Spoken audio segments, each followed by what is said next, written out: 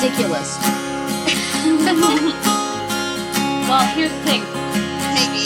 Sometimes. Tell me about this. I want to know more. Oh, yeah. No. Holy cow. We've had a lot of fun. So, my aunt situation seems to have calmed down. We see one strolling around every now and then. I found one on my bed sheets this morning.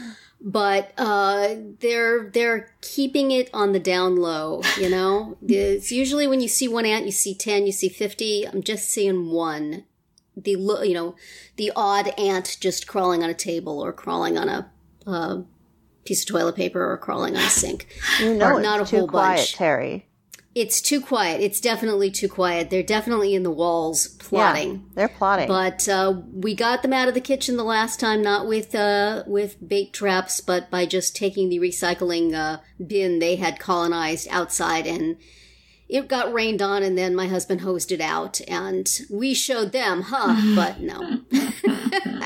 Once that was gone, the rest of them all just kind of crawled back into the walls.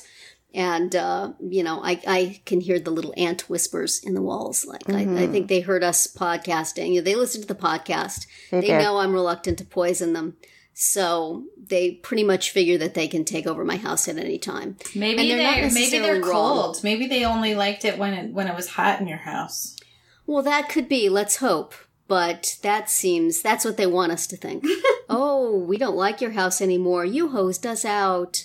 Okay, bye, so long. And then they're like having babies so that they have like a larger troops.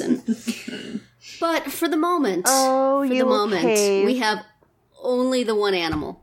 And that's plenty.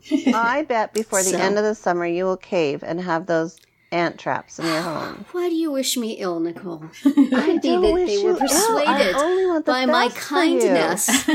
They heard me saying I didn't want to kill them, and they thought, you know what, she's a nice lady. We're going to go over and invade the house. I don't want you to wake up with an ant on your bed sheet. Or I don't want you to reach for toilet paper and see an ant on your piece of toilet paper. It is disturbing. It's disturbing.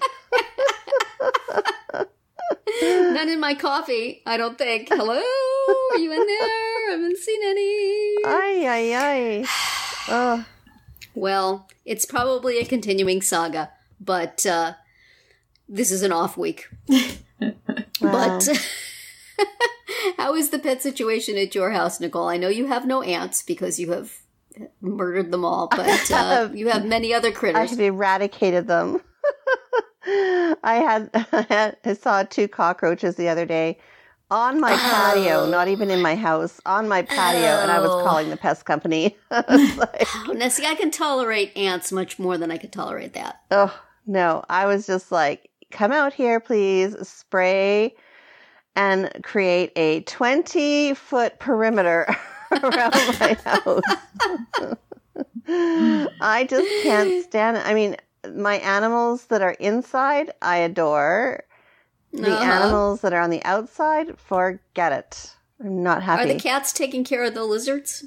You know what? I think they are because I haven't seen any lizards this summer. Wow. I love it. Are the cats allowed to go outside, though?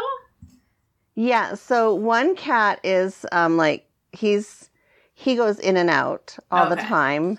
And he stays out for long periods of time. And so, oh my God, he's like the best cat ever. Okay, I was not a cat fan before, but now I'm going to be like the ultimate cat lady when I get older. I just know it. Aww. He's so adorable. He's just, I have this banister, like my stairs going up to the second level.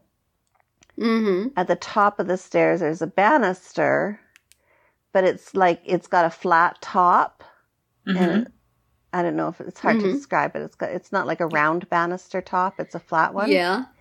Okay. He perches up there and watches the comings and goings of the family. And he the way he lays down on that is on his tummy, and all 4 legs droop over the edge of the banister. Aww. That's a good thing. That's a good spot, though. My dog sits at the top of our stairs in such a way that she can see who comes in and comes out, but I'm pretty sure one of us is going to trip over her one day and fall down the stairs. Yeah. So being up on a post would be better. Mine like to sit on the back of the couch, like the top of the back of the couch. Well, one dog can't climb up there anymore because she has one kind of bum leg, but the other one goes up there and then he can see out the window. He can see into, you know, a couple different rooms and just keep an eye on things. They do like to be able to surveil. Mm-hmm. My dog, and you know how big she is. She's like, she's a bigger dog. She likes the back of the couch as well. But she ends up crushing the entire pillow. So she's almost just basically sitting on the couch. And it's my living room couch. And it just makes me cringe because it was an expensive couch. And there she is.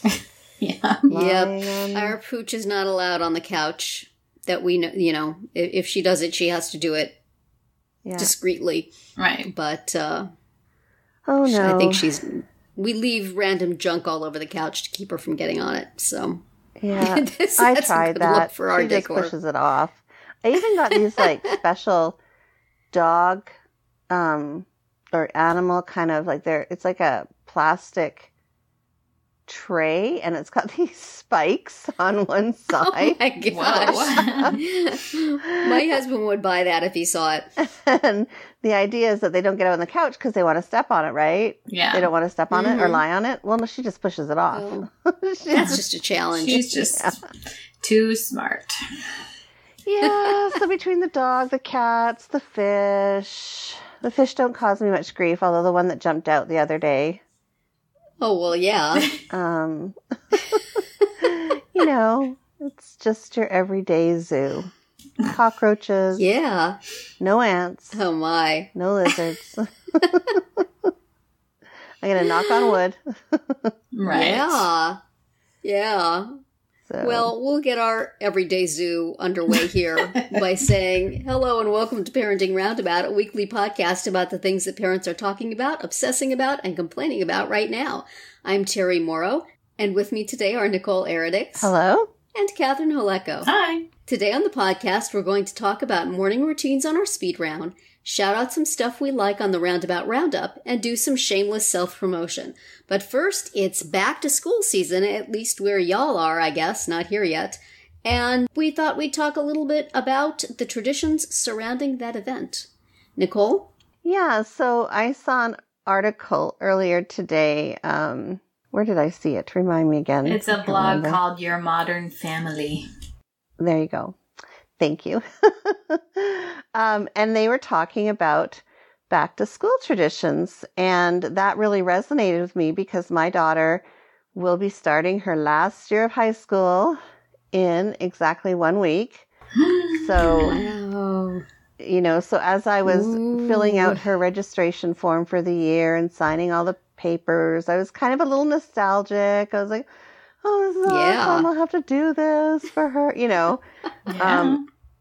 Not too nostalgic, of course, but and so anyway, so back to the article was talking about, you know, the kinds of back to school traditions that parents do, and you know, what do you do for your children? And I mean, we've seen, you know, obviously all of us have seen that one where they hold the little chalkboard and you know make a cute little sign in like 10 different fonts and saying what school year it is, and you know, and then, or you know, or the mom is there jumping for joy while the kids are standing there looking miserable. Or I was just looking on this one website where, you know, they celebrate back to school eve, so the night before the kids go back to school they have a big celebration.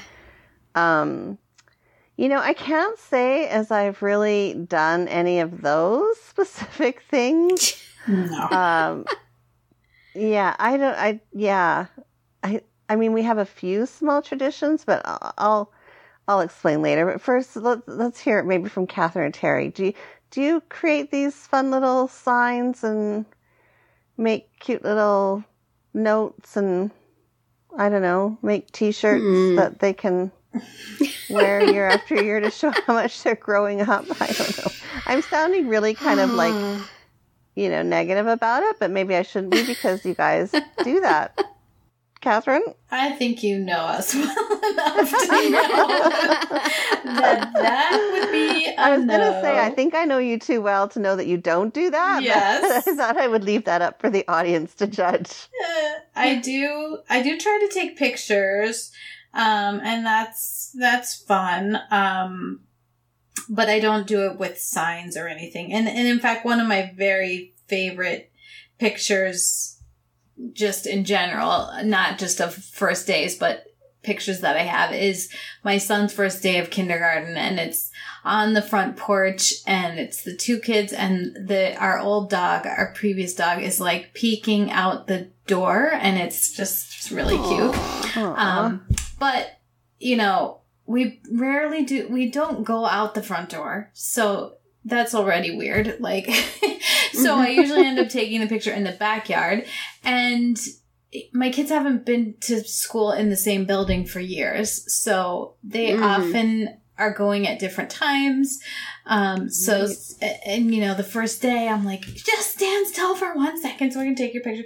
And they don't like that. And, I think last year I didn't get them together for sure. I barely got a picture. Like, I had to make my daughter take a selfie and send it to me because I didn't have a picture of her.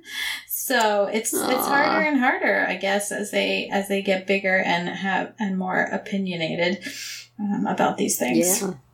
But I do wish, I wish that I had, like, consistently, I'm pretty sure I have pictures, but the school pictures or just a portrait of them every year, like, saved in one place. Because I feel like I don't really care for those big frames where it has, like, 12 holes and you're supposed to put each one in there. Because I don't even usually buy this school picture. But I just wish I had a little more organized versus, yes, if I have to find these, I can dig them up. But I wish they were kind of all in one place. But that's the extent of it for me. Terri, do you... Yeah... Can you up her game, or are you the... Not anymore, obviously, because my kids are long out of school, but I wish I had. I see some of these ideas, and I think it's so cute. I would like to have been the mom that does that. I would have liked to have had fancy special pictures of them every year. When I was a kid, my mom and I always went school shopping. That was our big tradition, and I would have some different fashion statement every year. And I really didn't do that with my kids. I really didn't do anything. I feel like it's kind of, the parenting road not taken when mine veered off with special needs, because then there's a whole bunch of different traditions at the beginning of the school year, like calling the special ed office on a daily basis to see if stuff's going to be there, going into the school and talking with people, getting the special kind of equipment they need for the different things. And, so it's like... things like getting the right picture or making pancakes that morning or making your special first day lunch or all these little things, that stuff kind of all falls by the wayside. It's, it's less important. You can do without it. But then, I sort of feel like, I don't think my kids would have cared. I don't think they wanted it. But I would have liked to have it, for me. But it just wasn't in the cards. There's so much else. At the beginning of school was so fraught with so many different things that, just getting them on the bus or getting them to the school and making sure stuff was right kind of just consumed all of that. I did, have a tradition of going and getting the school supplies, usually after school started, because we didn't get lists ahead of time. Wouldn't that be nice? But they don't do that here. So it would be, me and all the other moms at Staples fighting over the last binder. Oh, wow. But I don't think I took my kids with me for that. So, and then, over the years, there were special binders that they needed for various, my son needed one where the metal was covered over so he couldn't pick it apart, and my daughter liked one where she could put all her stuff in it so she didn't have to go to her locker, so that became a specialized thing. So I guess I sort of did have traditions, but they weren't traditional traditions, and they were really just me. So I look at this sort of stuff kind of nostalgically and think that would have been nice. Yeah. Also, my kids were little back before everybody had a camera on their phone, so it wasn't quite as easy. And a Pinterest page. And yes, yes. If it was starting over again now, it'd be a lot easier. The school supplies shopping is like a love-hate, because on the one hand, it's like a little kind of could be a fun outing, like something you all do together. Right.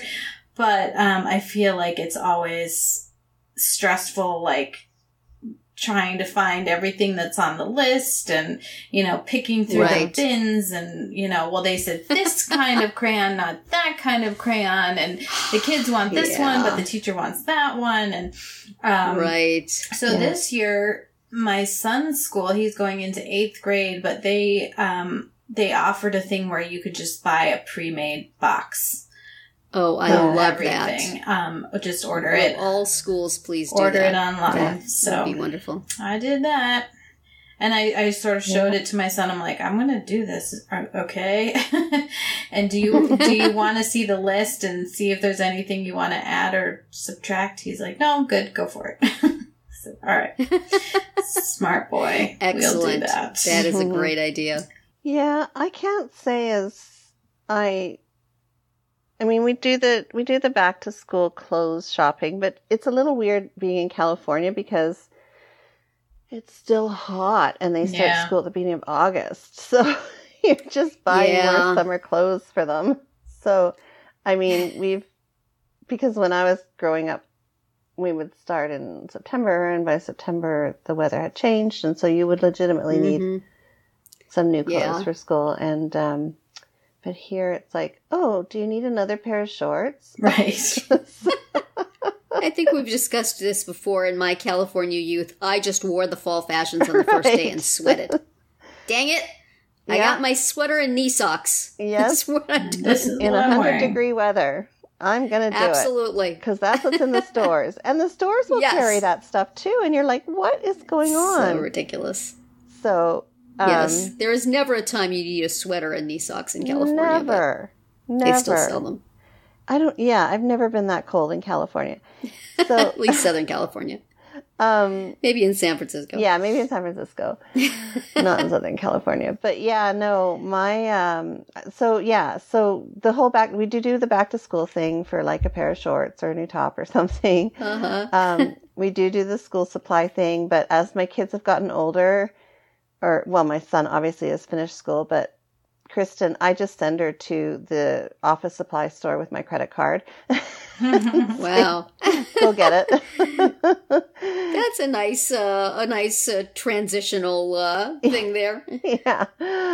And then I have to admit, I do try to capture the first day of school photo outside the front door or in front of the garage. I do admit sometimes it's like the second or the third day of school photo, but I do try to get the picture, but I don't do anything else. It's like, that's a little over the top. And plus in the past too, I mean, I've been the one also going back to school because being a teacher, that would be my back to school day too. So mornings were far too hectic and I was far too busy to think about all those cutesy little things that you see. But yeah, no, I kind of am envious of those moms that have, managed to keep that up or do that. I know my sister-in-law does that with her little boy, and it kind of makes me think, oh, that's really cute. Like, it's really sweet. Yeah. And especially, since my daughter's in her senior year this year, it'd be kind of neat to have,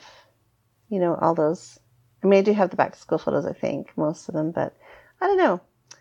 I'm torn. There's that, would've, should've, could've, right? Right. Yeah. I take photos now when they start new jobs. Well, hey, that works. Does that count? That works. Take a picture in their uniform. Mm-hmm. That works. Yeah. I don't know. Did your parents take your picture before you went off to school when you guys were kids? No. I can't remember if mine did or not. Was it not not a thing before social media to do that? Because I can't imagine why I don't have pictures of first day of school for my kids. Seems like I would have done that, but I don't think I do. I think my parents did some, not every year, but I think it was just that you just didn't take as many pictures because you didn't have your phone. You had to have a camera with you, or right. I mean, most of the pictures that we have of our childhood are like vacations or holidays or special occasions, slides. Yeah, right. Yeah, I don't know. I feel like, it's the kind of parent you are too, right? It's just, it's extreme parenting or just the parenting that, you kind of go with the flow and get what you can and what you don't, you miss. Well, it's like the elf on the shelf or something that I'm so glad I never had to do. Because that would have been fun for like, 1 or 2 times, but not like 24 nights in a row. No. Yeah. I feel like now it's so much easier to find ideas like that, both like you're looking around on Pinterest or you're seeing what your friends are doing on Facebook or Instagram and you think, hey, I'll do that too. Or you read a online article, unless you got your women's magazine once a month or whatever back in the day. But there wasn't such a constant stream of ideas which you could pick out the ones you thought are cute. And maybe I would have done more if I had had that access. So see, it's not my fault at all. It's all the fault of the internet not having its act together in the early 90s. There you go. Where were you in the mid 90s when my kids were starting school?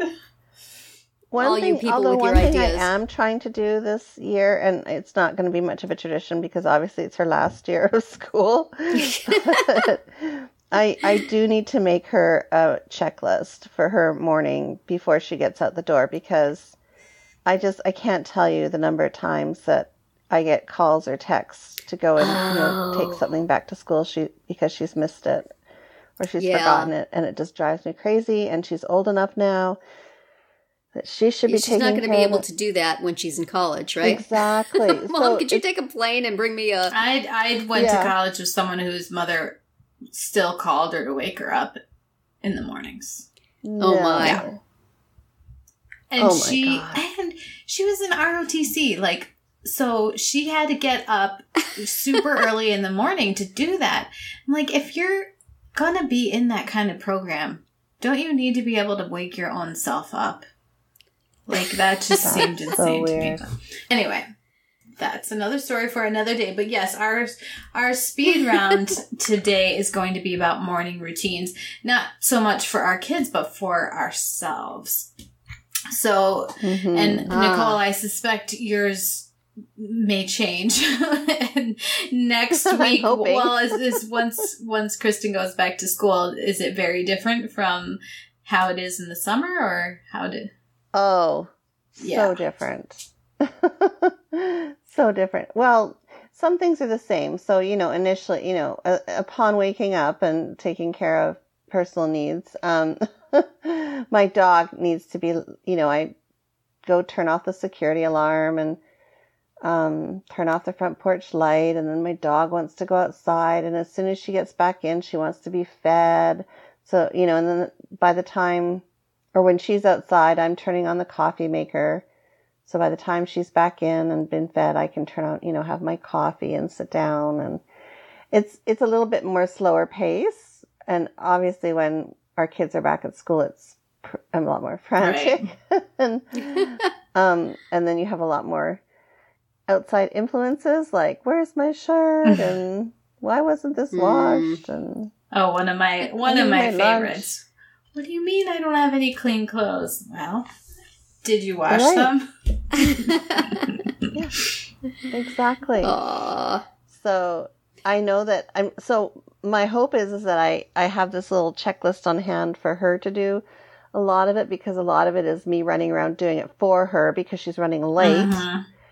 And I'm trying not to do that this year. She has to do that on her own because it's not going to help her. So my hope is I have this checklist and I can just do my thing and she can do her thing, and everything will just run tickety-boo. but I'll give you an update on that. I'm not sure that's not going to happen. It's going to happen. Yeah. So, yeah. Yeah. So well, and Terri, yours is not so dependent on children's activities. It's really not. Yeah, I'm pretty much just responsible for myself in the morning. My son does sometimes go to volunteer at food pantry in the morning, but my husband or my daughter takes him. And other than that, it's just, everybody knows I have to get up and I have to start doing my work, and so they're pretty respectful of that. And so I'm just on my own, which means I should be able to just do everything right like that. But no, because y'all know me well enough to know. Periodically I set a routine, I write it down, I get an app and put it in to keep me accountable, and I do it for like a week and a half, and then something happens and everything falls apart. So theoretically, my morning routine at the moment is that I'm supposed to get up at 8, do the treadmill, take a shower, eat breakfast, be at my desk at 9 to start working. And I did that for a little bit. And then one night I would fall asleep on the couch and wake up at 5:30 and then have to do all the things I was supposed to have done the night before. And then you sort of lose track of when your routine starts. Yeah, when did your day start? You're not getting out of bed. And then the next day, of course, I'm tired, so I sleep a little later, and then just once it goes out, it's hard to rope it back in.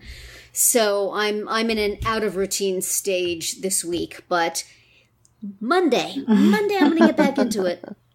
Actually, y'all are hearing this on Monday, so imagine me having done my routine perfectly, and then I'll have a nice, calm day. But it's been throughout my life, this ongoing cycle of setting up a morning routine, doing it for a little bit, feeling really proud of myself, and then screwing it up. Right. So there have been very, very more iterations of that than I have ants in my walls, probably. So I'm probably not the one to speak authoritatively on this question. Catherine, do you have a routine that you stick with? I have certain things, like Nicole says, I'm often the first one up in the morning. And also, my dogs, they get up when I get up. It doesn't matter if anyone else is up or not. Same. Like, if my husband gets up before me, they're like, whatever, we're still sleeping. If he gets up after me, they're like, oh, time to get up. We're going downstairs. They get up. Oh, so no. It's always on me to put them outside and feed them and everything. And these days I do that.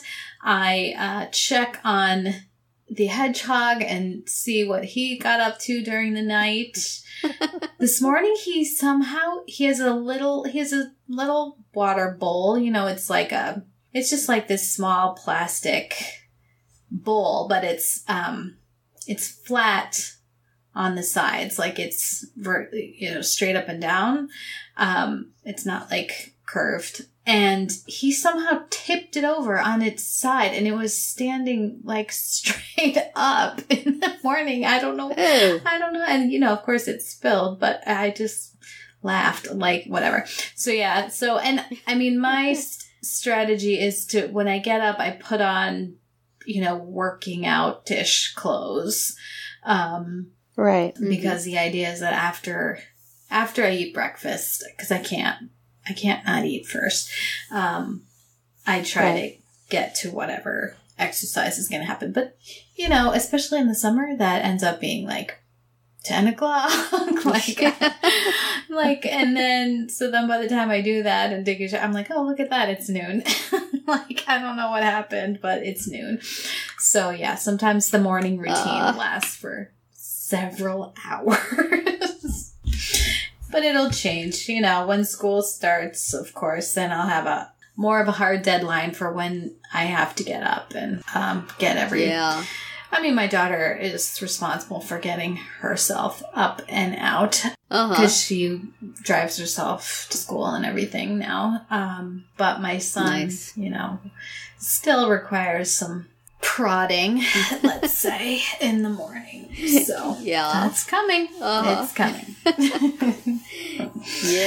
Yep. Soon enough. And then for this year, he's at the nearby school that he can theoretically walk to, but he tends to find ways to require a ride.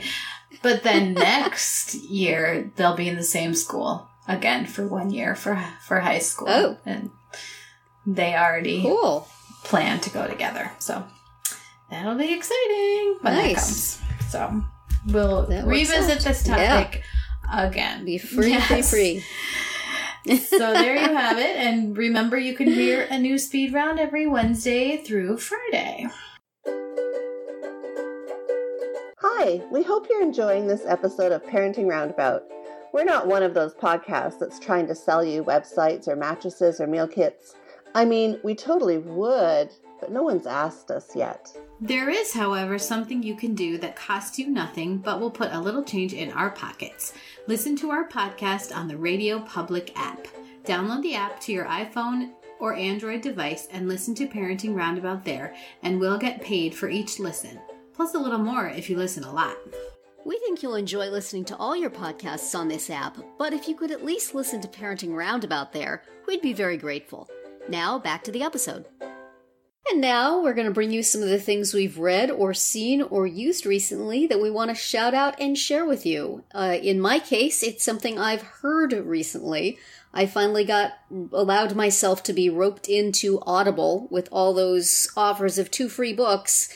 And now I am paying for it every month. And it's okay. I'm liking it, I guess.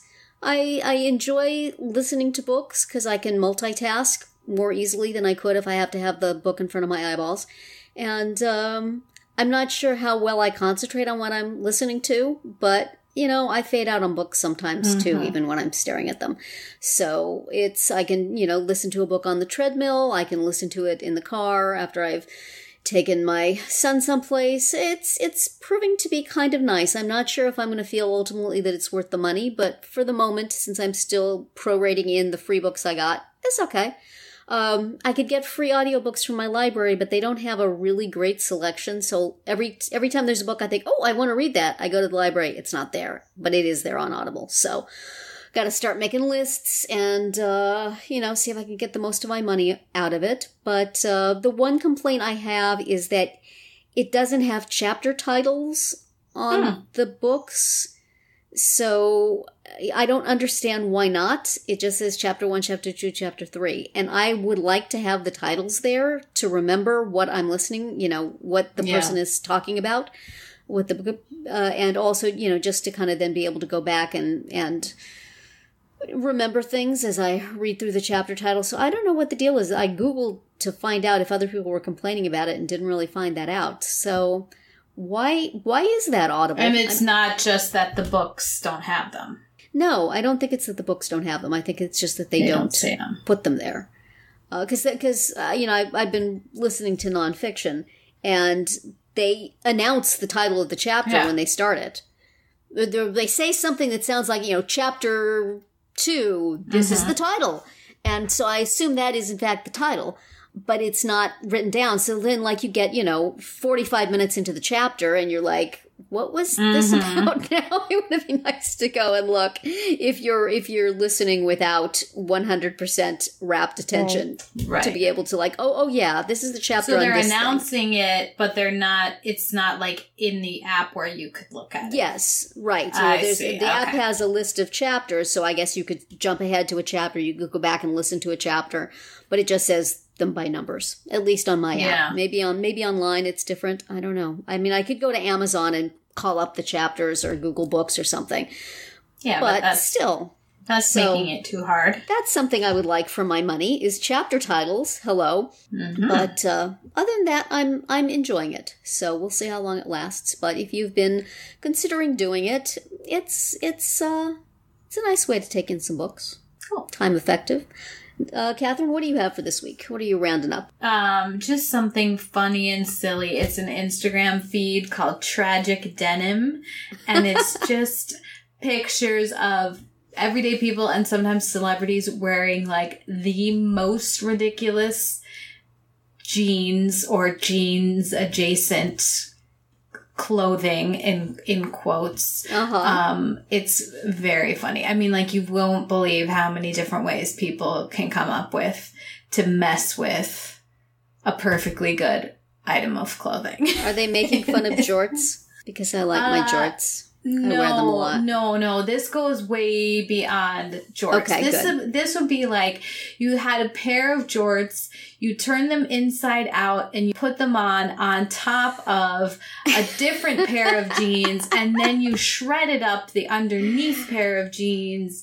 And I see. Way, okay, all right. Well, then I can go on that and laugh then. Yes, just as long as it's not something I might ever actually wear. So that's good. No. You would never. Trust me, you would not be these wearing a cut or a shred above. Oh, way above. Yes. So check that out. Sounds like Denim. Fun. Tragic Denim on Instagram. Okay, what do you have this week, Nicole? Yeah, I was just going to say it's a little over the top. I just followed it. Yeah? I'm going to have to check that out. Yeah, it's more than just jorts. Oh, yeah. It's pretty good, actually. No, this week I have my Fooducate app. Fooducate? Okay. Fooducate app. I don't know, I can't pronounce it. Anyway, so in my quest to improve my nutrition and my health, I downloaded this app, and it gives you like letter grades for certain types of food.